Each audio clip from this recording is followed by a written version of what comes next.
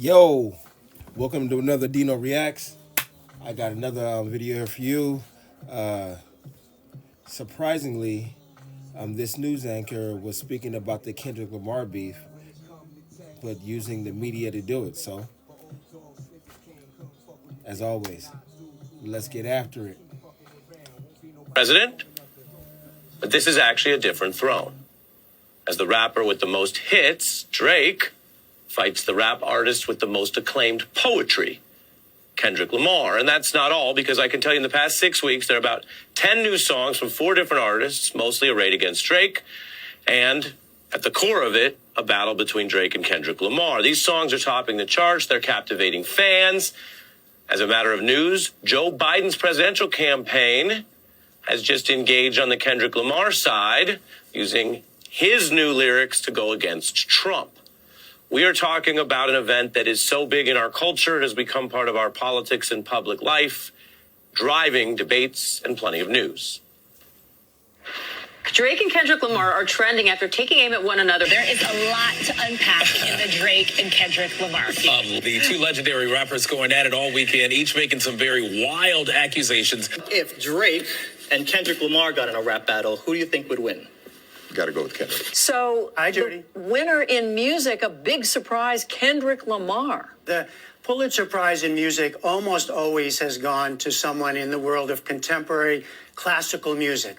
I love the Drake new project, and I just really take that as, love for my little brother. There's another battle next week, right? And I don't want to hear about it. I'm signing you up, man. The two best of their generation in their prime. I've never seen a rap battle give us this much music. Throwing haymakers like Lamar, Kendrick at Drake. Everyone keeps coming up to me and asking, Gail, where do you stand on this Drake, Kendrick Lamar feud? Yeah. To me, has been the best rap battle I've ever witnessed. Right now, we've just lived through the most significant battle in any musical genre in decades, the most consequential clash of this digital era. In fact, it's the internet that helps us show how we know that over 100 million people have actually heard these songs or about them. And this is deeper than rap, to paraphrase Rick Ross. It's about culture, truth, capitalism, civil rights, and what values we honor and reward. Now, in the two poles of hip-hop, Kendrick Lamar roughly represents the more artistic, raw, and truthful voice. Remember I mentioned Governor Adlai Stevenson's line? Well, Lamar echoes him in this line in the battle directed at Drake. Know you're a master manipulator and habitual liar too. But don't tell no lie about me, and I won't tell truths about you. Lamar taking shots from a higher ground, and he lit the fuse for this whole battle in a recent verse after a long-running Cold War between these two. Then both artists did about 11 songs in all, including 8 in just the last 17 days, a flurry of music. Lamar argues in these songs that Drake is a, quote, scam artist with the hopes of being accepted, and proclaiming himself the true artist, like a modern Raphael, who heals and gives you art. But he says the industry's cooked as he picks the carcass apart. Lamar's allegories treat this pop star Drake as a kind of soulless zombie atop a dead industry. And Lamar casts himself as a reluctant but lethal artistic warrior and revolutionary. He indicts Drake for continuing the ugly American playbook of exploiting black culture, copying and stealing art without credit or value, without equity.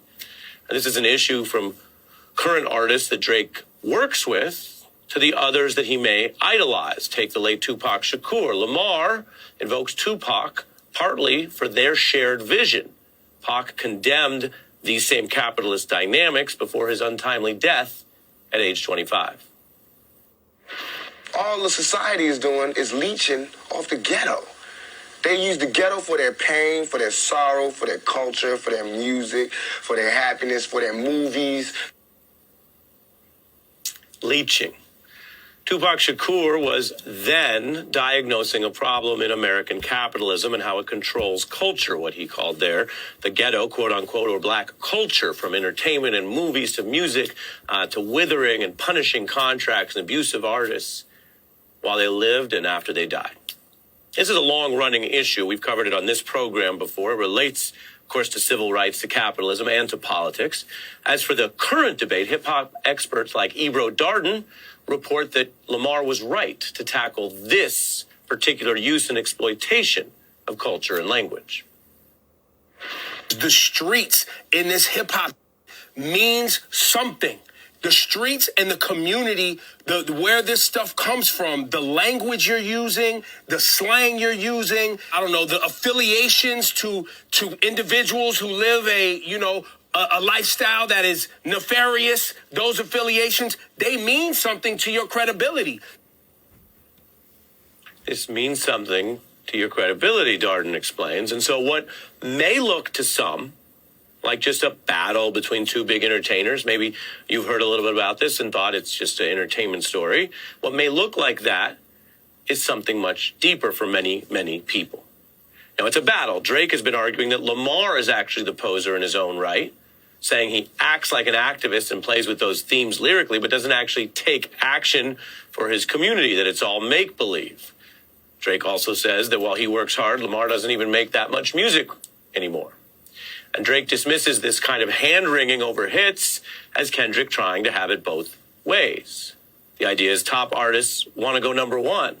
So Drake argues his competitors only do so by either making songs with him, so they do benefit from it, he would argue, or picking fights and talking about him, the boy, in a lopsided 20-on-1 matchup.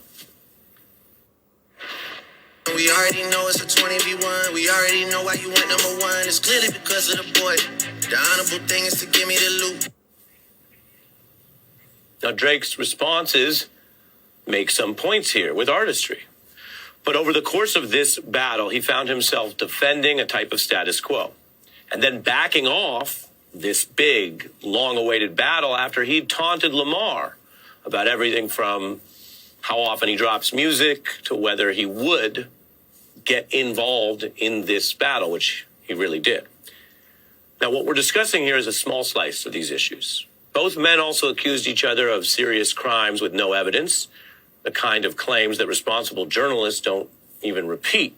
The song's devolving into acrimony and unverifiable accusations, as the New York Times put it, with attacks on everything from race to appropriation to body image to misogyny and trauma and more.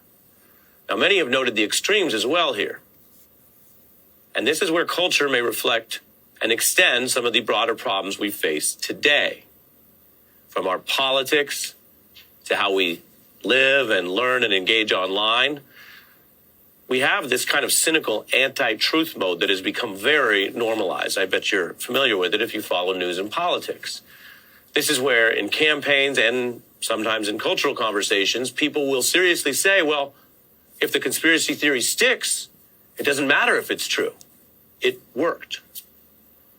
And I want to be clear as we take a look at this important battle that these kind of lyrical contests were once waged more in the spirit of argument, lyricism, artistry, and some sense of truth.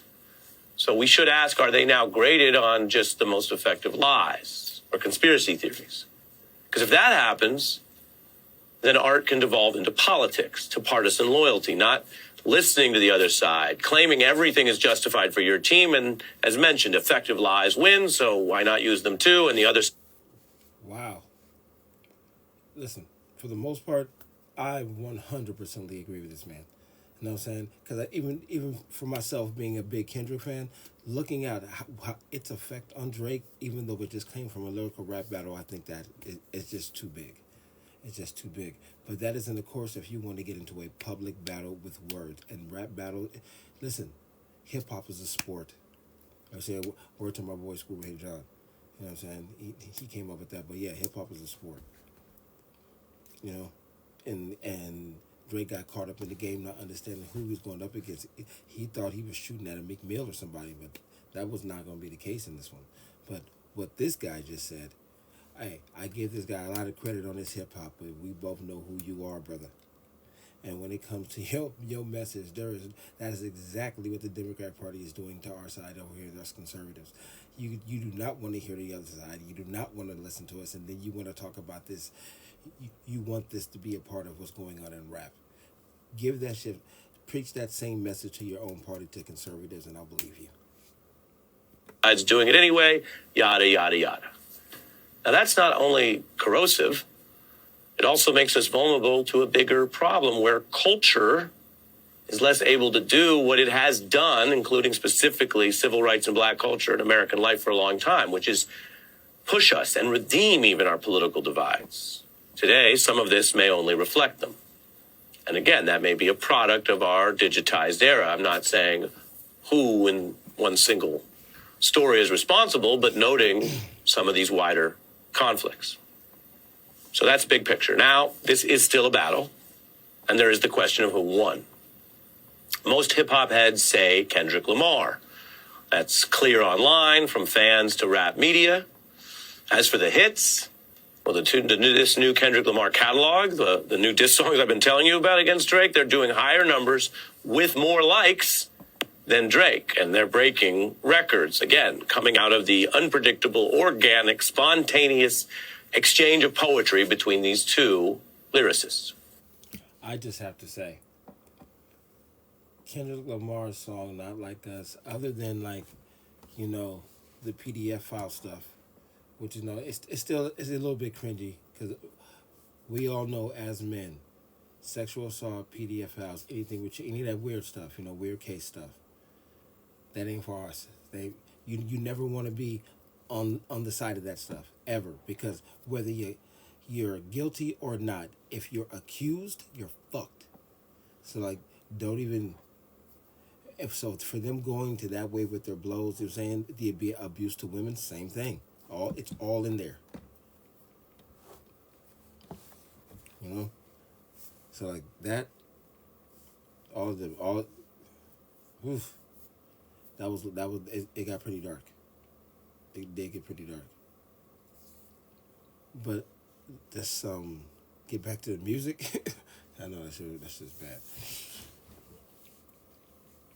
Kendrick made a West Coast banger, and me, I'm a West Coast guy. Well, they don't call me West Coast. I'm a Venice Beach guy. You know what I'm saying? I won't get into the logistics out here in LA. It's weird. But that song was so damn dope. That the West Coast sound, you can hear everything. The Mac Dre, the E40, the Sugar Free. You can hear everything in those lyrics. He was just riding it so much, man. It got the whole city off. This song's gonna be riding out here forever, and it's gonna be riding until he drops, because everybody's waiting for June 16th. It's happening. But yeah, I'm just saying he deserves everything he's getting, because that song embodied the West Coast. The West Coast needed it. If you could just take out all the PDF file stuff about Drake, that song really embodies the feeling of just being over here on the left coast. You know what I'm saying? Now, Lamar himself cautions against using only that kind of metric. In the new songs, he criticizes faking for likes and digital hugs. It's on one of those new diss tracks. And he contrasts that with authentic credibility. Indeed, in these songs, after lodging objections to bad taste and bad ideas and appropriation and exploitation, Kendrick Lamar... Okay. That is that's where that video ends. I'll have another clip to come for part 2. But up to right now, I was really interested in his point of view.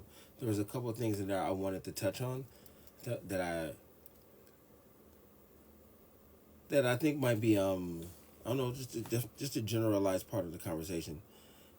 I do think that a lot of this is going to be a lot of trying to soften the blow to the public, because of how heavy the charges are, or the accusations are against Drake, and the implementation on so much money around this country, that I think the media like this are doing. They're doing it the right way. They're doing it its service, and he's been credible. He always injects hip hop into his news, and they're just doing it the service of not pointing it out as what it is, a jousting that got a little bit of a low blowish, very low blowish, not a little bit, to the point where the other person has half of the culture believing that these accusations, and the other part is not helping because he has some suspect activities that have come to light lately. But they're trying to soften the blow so Drake can get back to making money. but Kendrick said a lot of real things out loud. So I want to see how they counterbalance that back in. But thank you again for sitting with me for another reaction. I'll have the rest of the video and I'll come with the part 2, so we can see it on through the end. And thank you so much for sitting through another one. And as always, Chef's Kiss.